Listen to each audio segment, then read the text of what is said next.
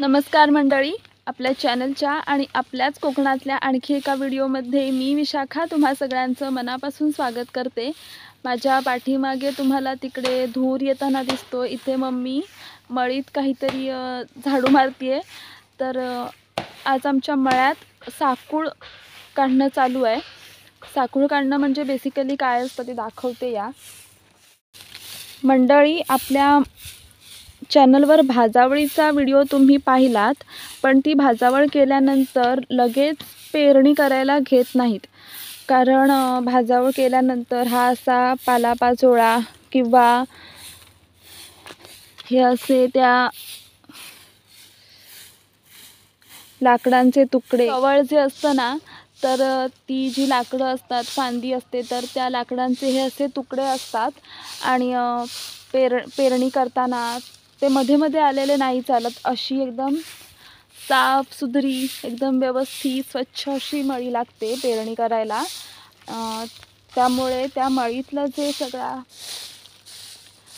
निरुपयोगी कचरा आहे ना, तर तो काढून टाकला जातो, ज्याला आमच्याकडे साकूळ काढणं असं म्हणतात। मम्मी आता इथे तेच करतीये आणि बाबांनी वरच्या त्या 2 मळ्यातला साकूळ काढून तो पेटवून दिलाय।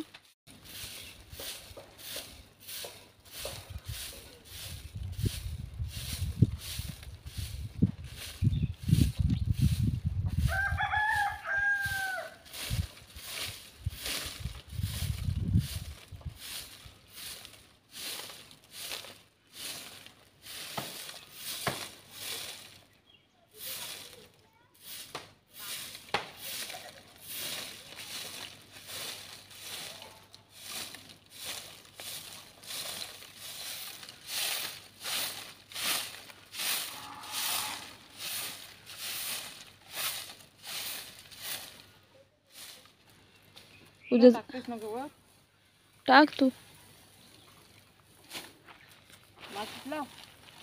माचीस कुठं आहे?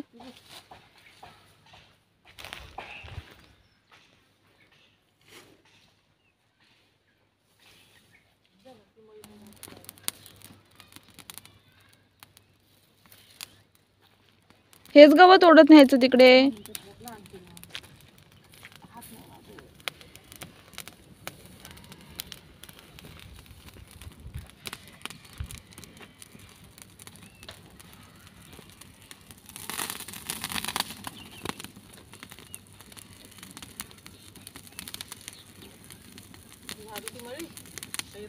येते मी मंडळी। ही एक मळी झाडून झाली आहे, तिचा साकूळ काढून झालाय।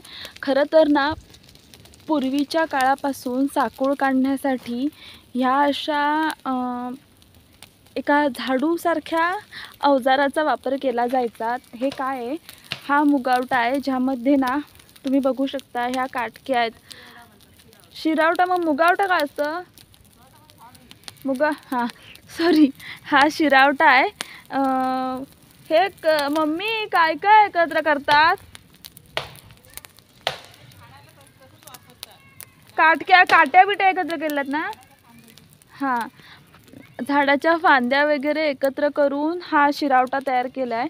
आणि पूर्वीच्या काळापासून बाहेरचं जर काही असं झाडायचं असेल, मळ्या म्हणा, तर ह्या शिरावट्याचाच वापर करतात। पण आमचा जो हा शिरावटा आहे तो आता म्हातारा झाला आहे, त्याला रजा देण्याची वेळ आली आहे, त्याच्यातून काही साफसफाई होत नाही आहे। म्हणून मम्मी झाडू आणले तिनं घरातून आणि त्याचा वापर करते। आता तुम्ही म्हणाल की गावात राहून पण काही गोष्टी, काही टर्म्स माहिती नाही आहेत, तर होतं, कधी कधी चुका होतात, माणूस आहे ना मी पण हा शिरावटा आणि जी केरसुणी आहे तिला मुगावटा म्हणतात, आता लक्षात राहील।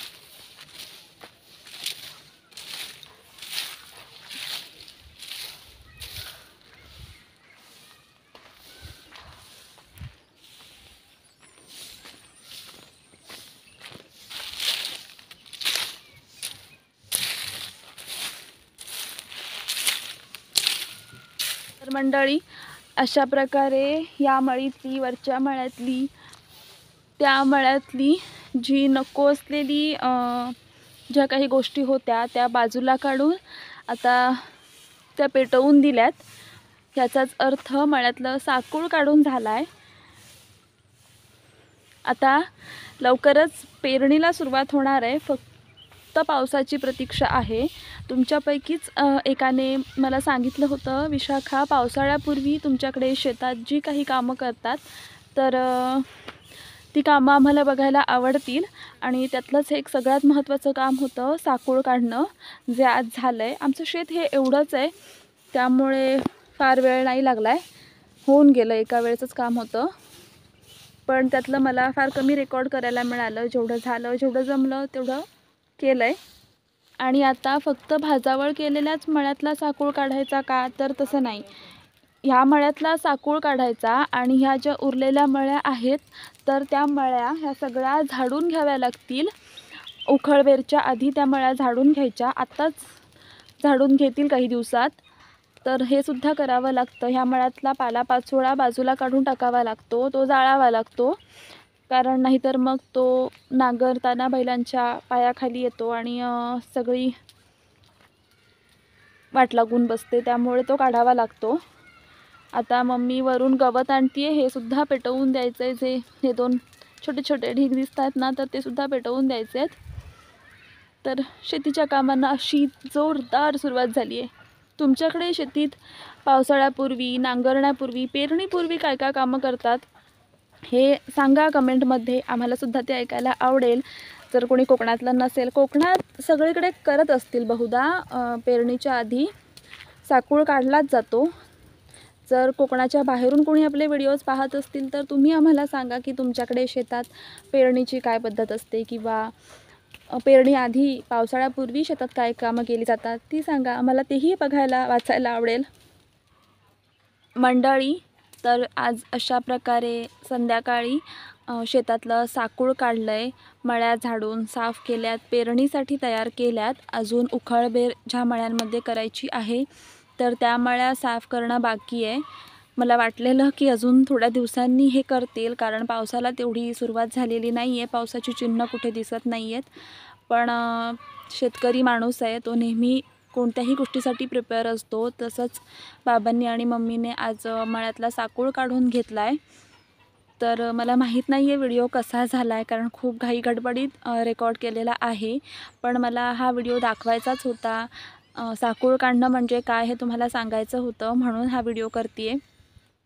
थोडीशी घाई वाटली असेल तर प्लीज समजून घ्या.